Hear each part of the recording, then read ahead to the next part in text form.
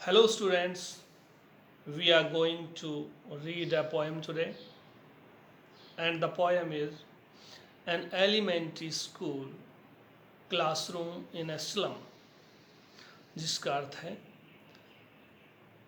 झुग्गी झोपड़ी की बस्ती के मौलिक विद्यालय का एक कक्षा कक्ष। यह मौलिक विद्यालय से तात्पर्य मिडिल स्कूल से है। The theme of the poem is social injustice and class inequalities. Before we start the poem, let's know about its poet.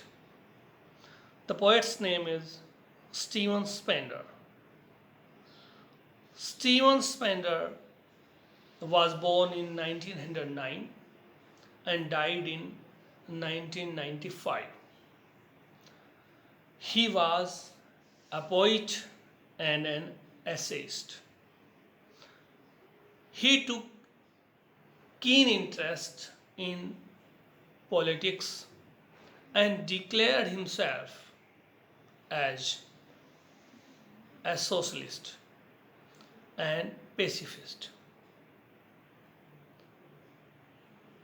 तो प्यारे बच्चों, जैसा कि आपको पता चल गया कि इस कविता का मूल विषय है सामाजिक अन्याय एवं वर्गीय असमानता, और हम इसके कवि के बारे में भी जान चुके हैं। आइए अब पढ़ते हैं कविता। इससे पहले कि हम कविता पढ़ें, इसके प्रत्येक स्टेंजा में जो हाइलाइटेड वर्ड्स हैं, हम सबसे पहले उनके बारे में जानेंगे, उसके बाद हम कविता पढ़ेंगे। तो आइए जानते हैं इन हाइलाइटेड वर्ड्स का अर्थ क्या है। आइए। पहला शब्द है गस्टी वेव्स। इसका अर्थ है स्टॉर्मी विंड्स, तूफानी हवाएं। नेक्स्ट, रूटलेस वीड्स, जड़हीन खरपतवार। खरपतवार आप जानते हैं अनवांटेड प्लांट्स होते हैं। पेलर का अर्थ है पेलनेस, यानी कि पीलापन, या चेहरे के पीलेपन के लिए शब्द प्रयोग हुआ है। वेट डाउन हेड, सर झुकाए हुए। पेपर सीमिंग बॉय, कागज जैसा पतला दिखने वाला लड़का। स्टंटेड, स्टंटेड का अर्थ है अंडर डेवलप्ड, यानी कि अविकसित। एयर मतलब उत्तराधिकारी। ट्विस्टेड बोन्स, विकृत हड्डियां। नाल्ड डिजीज, यानी एक तरह से हड्डियों का एक रोग होता है जैसे गठिया। अननोटेड, अनदेखा। आइए अब इसका भावार्थ देखते हैं। Far far from gusty waves these children's faces. ये कहता है इन बच्चों के चेहरे जो कि मुरझाए हुए हैं, वो उन तूफानी लहरों की ताजगी से बहुत बहुत दूर हैं। Like rootless weeds the hair torn round their pallor. उनके पीले पड़े हुए चेहरे के चारों ओर बाल ऐसे बिखरे पड़े हैं जैसे जड़हीन खरपतवार, यानी जो खरपतवार उखाड़ दी जाती है जब वो मुरझाई हुई नजर आती है, ऐसे उनके बाल बिखरे पड़े उनके चेहरे पर। The tall girl with her weighed down head. एक लंबी लड़की है जो सर झुकाए बैठी है। The paper seeming boy with rat's eyes. एक ऐसा लड़का है क्लास में जिसकी आंखें चूहे जैसी हैं और वो दिखने में कागज की तरह पतला है। The stunted unlucky air of twisted bones reciting a father's gnarled disease his lesson from his desk। एक अविकसित अभागा लड़का अपनी डेस्क पर बैठा हुआ अपना पाठ पढ़ रहा है, जिसे विकृत हड्डियों वाला रोग अपने पिता से विरासत में मिला है। At back of the dim class, one unnoted, sweet and young. और इस धुंधली क्लास में पीछे की ओर एक प्यारा सा छोटा लड़का बैठा है जो अनदेखा है, यानी जिस पर कोई ध्यान नहीं दे रहा, वो लड़का बैठा है. His eyes live in a dream of squirrel's game in tree other than this. उसका ध्यान इस कमरे में यानी कक्ष की गतिविधियों में नहीं है और उसकी आंखों में पेड़ पर खेलती गिलहरियों के सपने हैं. यानी इस कक्ष के इतर यानी उससे हट करके उसका ध्यान है बाहर गिलहरियों के खेल में उसका ध्यान है. सो क्रीम यानी ऐसा क्रीम रंग जो फीका पड़ चुका है. क्लाउडलेस एट डान प्रातःकाल का ऐसा नजारा जिसमें आसमान बादल रहित है. सिविलाइज्ड डोम से अर्थ यहां चर्च है. ओपन हैंडेड मैप यानी मुक्त हाथ से बनाया गया नक्शा यानी मानचित्र, यानी बिना स्केल के बनाया गया मानचित्र.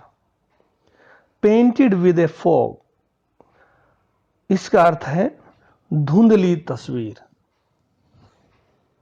आइए अब इसके भावार्थ को जानते हैं. ऑन शोर cream walls donations Shakespeare's had. अब कवि उस कक्ष के अंदर के नज़ारे को बता रहा है. वो बता रहा है कि उसकी दीवारें हैं वो फीके पड़ चुके क्रीम रंग से रंगी हुई हैं, यानी कि अब उनका रंग फीका पड़ चुका है. डोनेशंस दानदाताओं की एक सूची है वहां लगी है.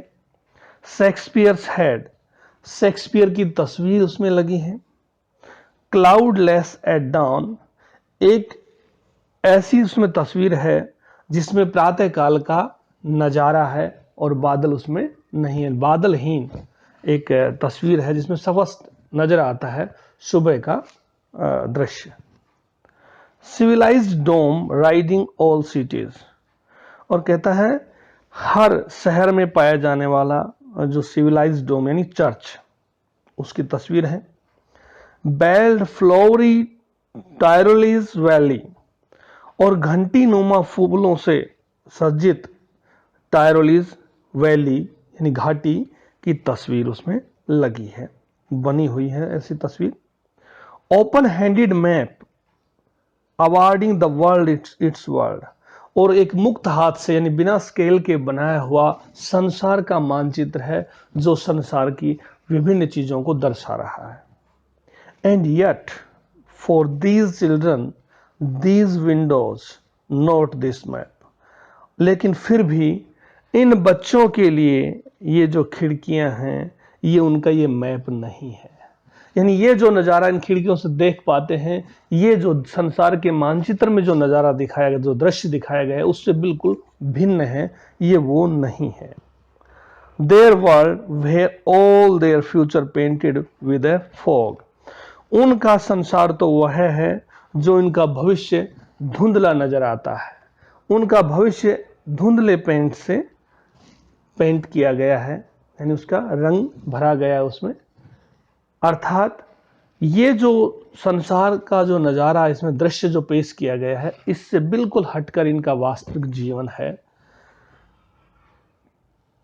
सील्ड इन यानी सीमित कर दिया गया है. लीड स्काई यानी धुंधले आकाश से, यानी ग्रे ग्रे ग्रे कलर का जो आकाश नजर आता है यहाँ इनको. केप्स होता है अंतरिप्त, कुछ भूमि का कुछ हिस्सा जो समुद्र में दूर तक जाता है, मुख्य भूमि का हिस्सा अंतरिप्त कहते हैं उसको. स्टार्स ऑफ वर्ड्स यानी बड़ी बड़ी बातें. A narrow street sealed in with a lead sky यानी इनका जो जीवन है एक अंधेरे आकाश से ढका हुआ उनका सीमित कर दिया गया एक सकरा रास्ता है. यानी ऐसी गली में रहते हैं जहाँ की ये गली है बहुत ही सकरी है और उनका आसमान भी स्पष्ट नजर नहीं आता. ऐसा नजर आता जैसे कि वो ग्रे कलर का हो. Far far from rivers, capes and stars of words, जो नदियों, अंतरिपों और ये बड़ी बड़ी बातें जो की जाती हैं, इन सब से बहुत बहुत दूर है। यानी ये जो वास्तविक जीवन है इनका, जो दर्शाया गया जीवन है, उनसे बहुत दूर है।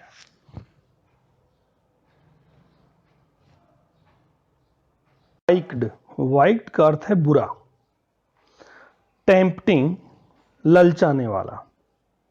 Slightly, Chupke Chupke. Cramped holes, cramped holes का यहां तात्पर्य है संकरे घर। एंडलेस नाइट, कभी खत्म न होने वाली रात्रि। स्लैग हीप, वेस्ट मटेरियल के ढेर। पीप्ड थ्रू, यानी में से झांकना।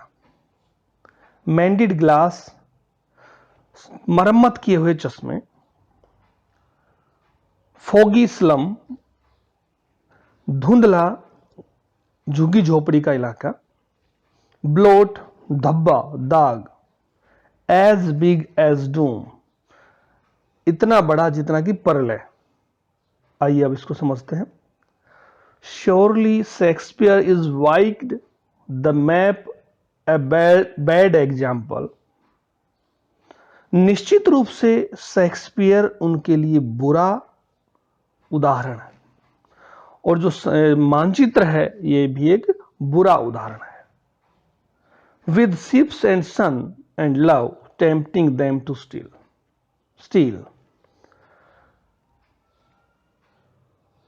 जो पानी की जहाज हैं, सूर्य है, और जो प्यार दर्शाया गया है इनमें, ये सब ललचाने वाली चीजें हैं जो उन्हें चोरी की तरफ आकर्षित करती हैं।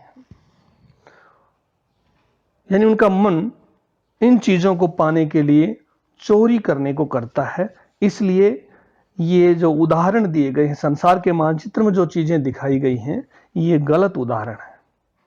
For leaves that slyly turn in their cramped halls, जो धीरे धीरे इनके जो जीवन है उनमें प्रवेश कर चुकी हैं चीजें।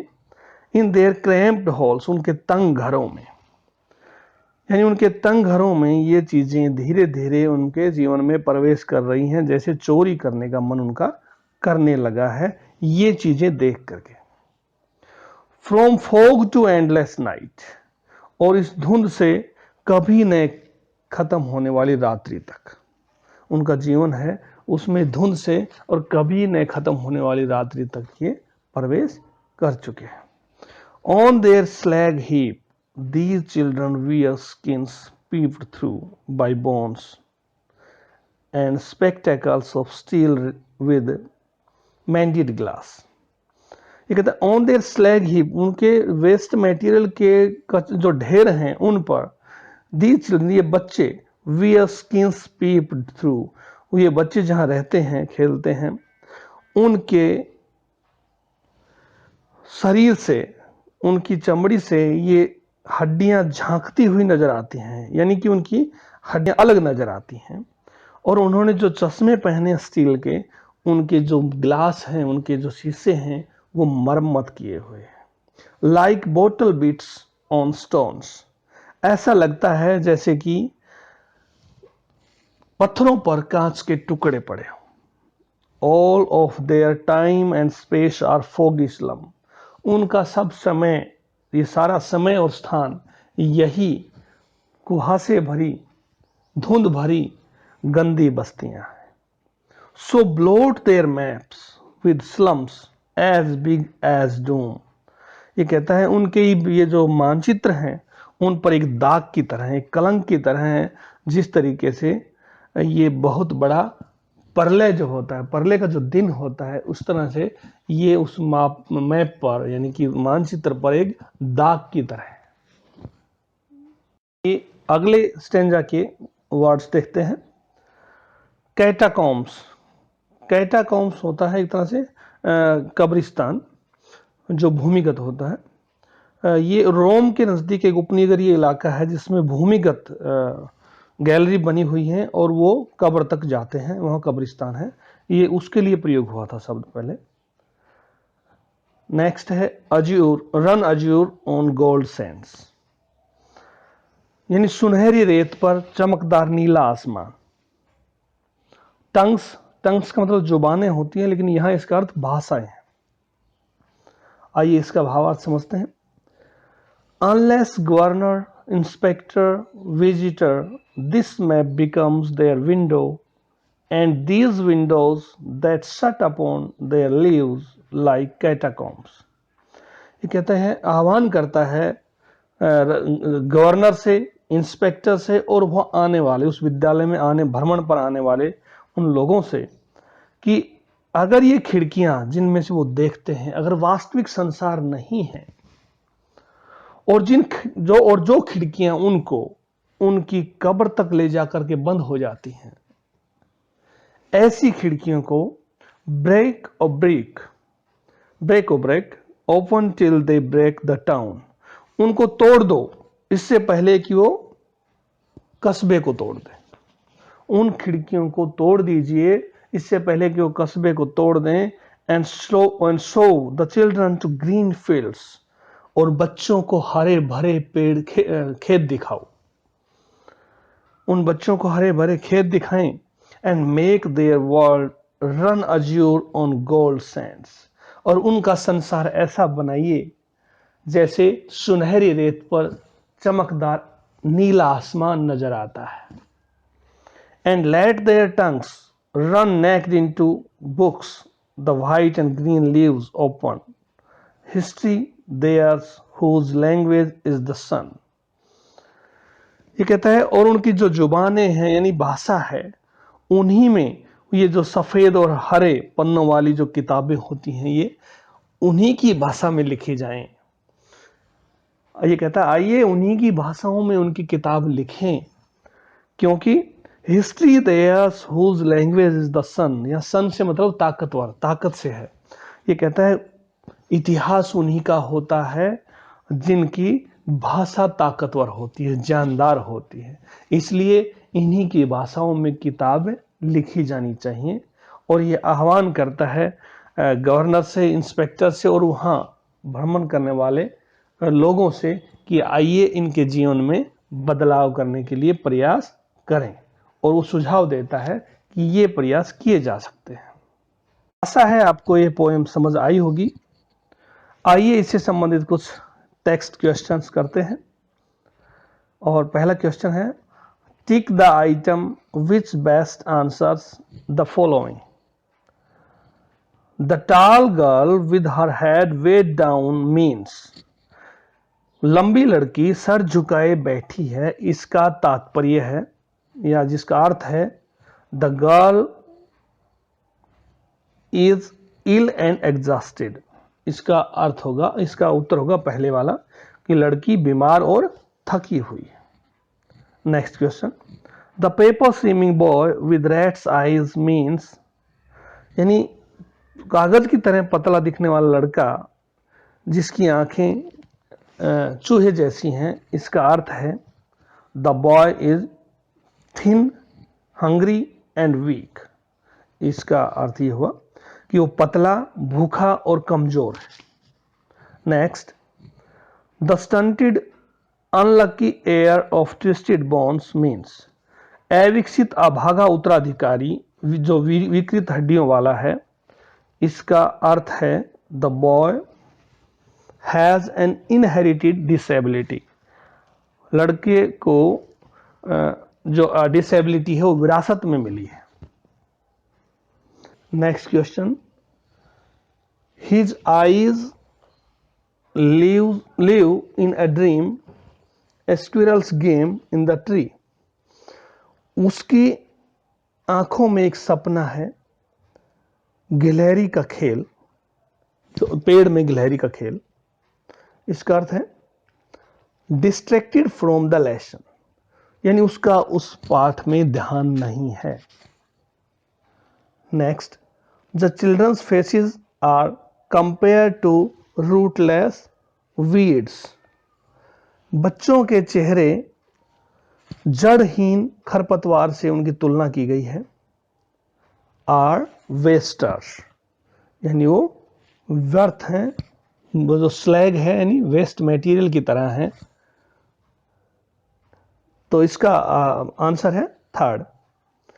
तो प्यारे बच्चों, ये हुई कविता। आशा है आपको पूरी तरह से समझ आई होगी। धन्यवाद।